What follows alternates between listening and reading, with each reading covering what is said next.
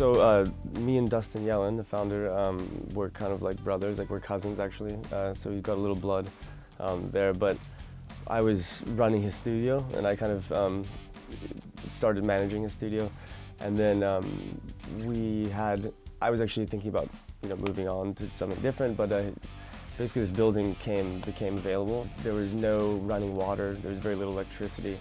The garden was a junkyard, and the inside had no windows.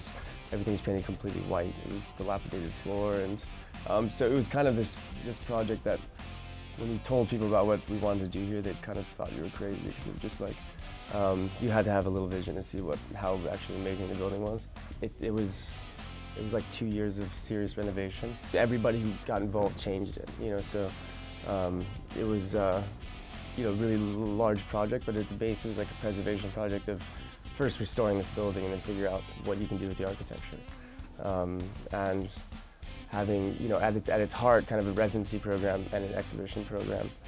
Or really exciting because we've had, great artists that are, more recognized, but also it's a space for, emerging artists to kind of like have a space where we have open studios, and we have like every 2 weeks we have a curator or a critic come through and visit with them, and really trying to elevate our program so that if you do get in here, you'll get the opportunity to be seen by certain people, and whether it be a collector or a critic or just someone from the neighborhood. But we're really trying to make sure that they have the opportunity to get something out of it.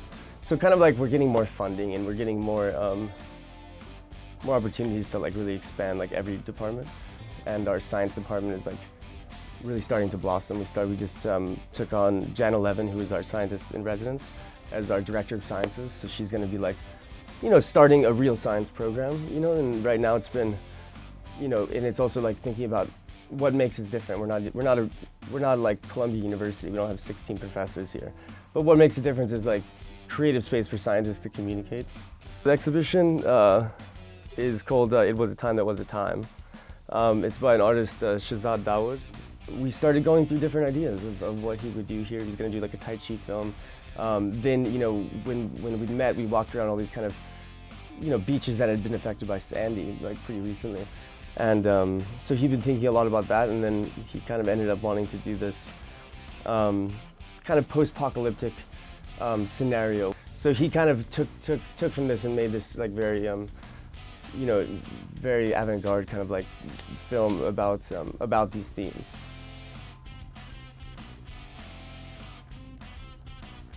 The whole space is about bringing professionals at every level to the space to try to like kind of maintain, further and further the quality of all the work happening here. So to have these like amazing curators that are coming through and helping us with that, I think it elevates the quality.